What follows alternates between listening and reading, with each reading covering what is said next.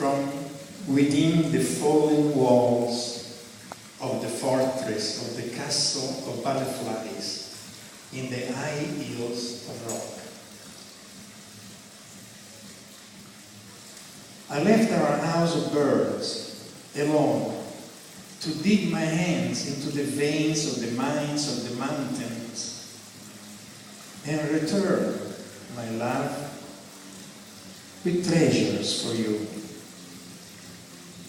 I was called here also to recollect some primary realities in awe of a metaphysical vision of our place in the cosmos.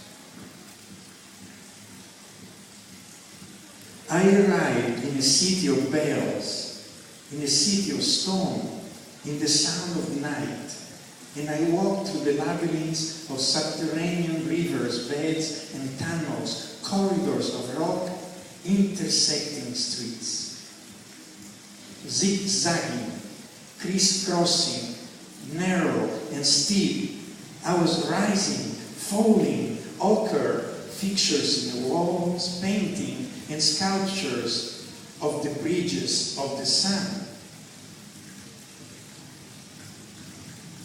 Days elapsed as I wandered through the streets of stars, the Iliad, universities, columns, arches. I passed the streets of the little saint, little song, basket of flowers, 5 women, caves of music, the blue door.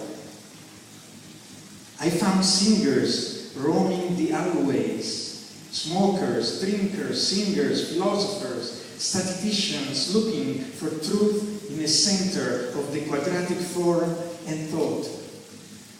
Anthropology, cosmology, theology.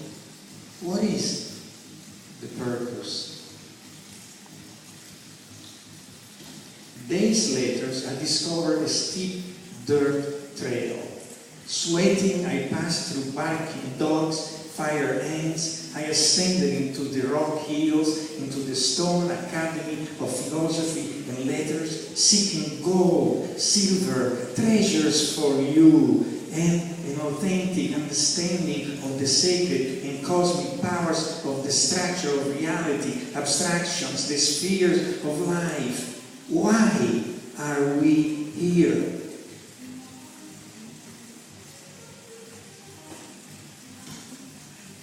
It was a journey through regions, a celestial ascent, integrating reality and dreams, crossing through rugged terrain, solitary terrain, through isolation and silence.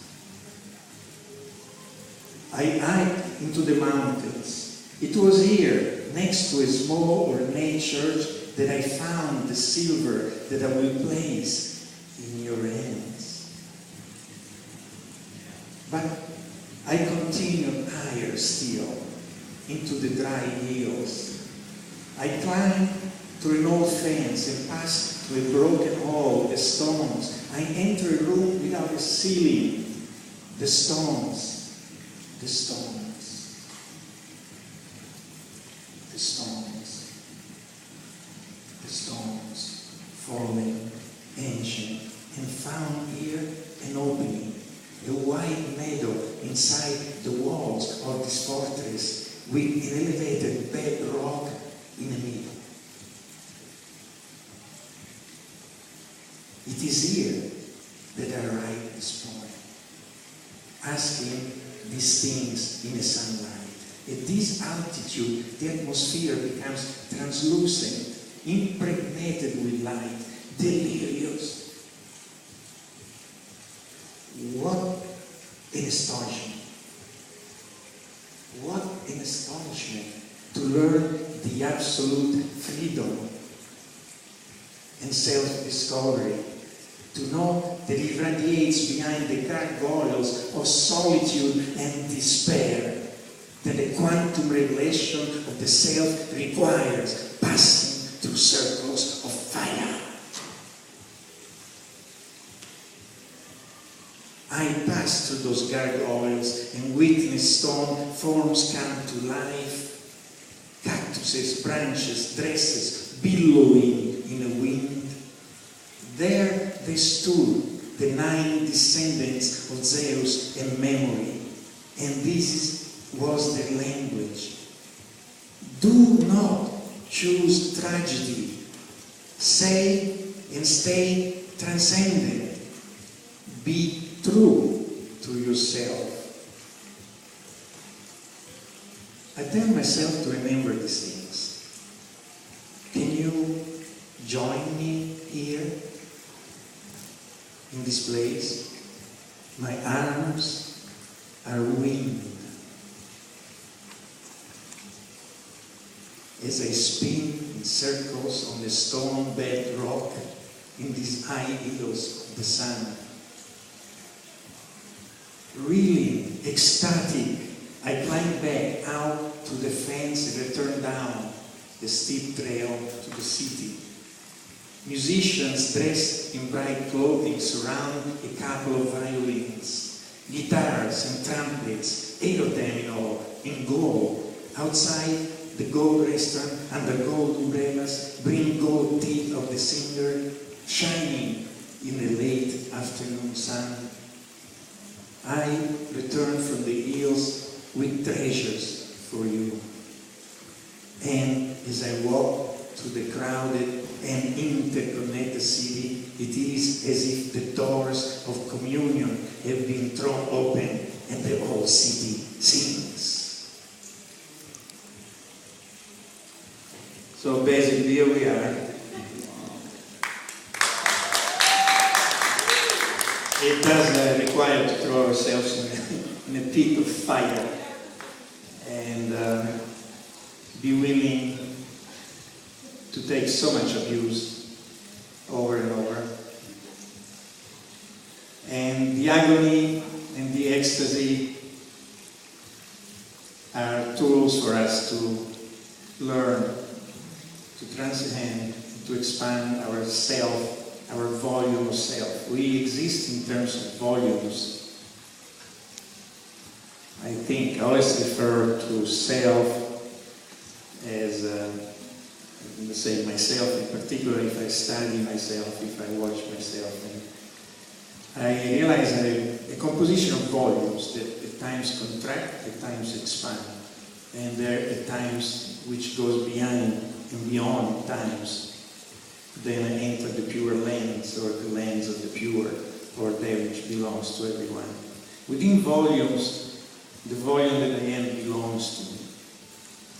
I have to take responsibility for this expanding and contracting universe that I represent as an artist. Then, beyond time, there is volumeless being, and that doesn't exist.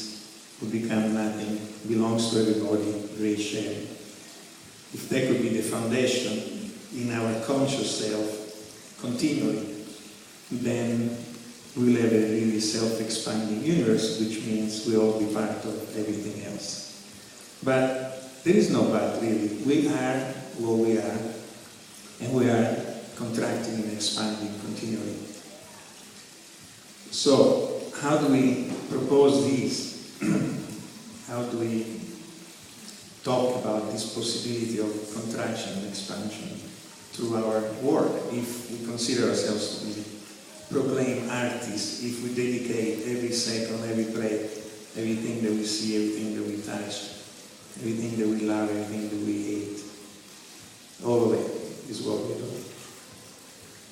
There is no alternative to that, I'm afraid to say. But if we're willing to go through the agonizing fire, we will also find the very refreshing waterfall just next to it. Just when we give up, the muse will show her beauty. And if we are ready, we jump into her arms and we expand and we create. So, I guess the whole idea is to find the muse within. And I refer to the muse as the void and the volume of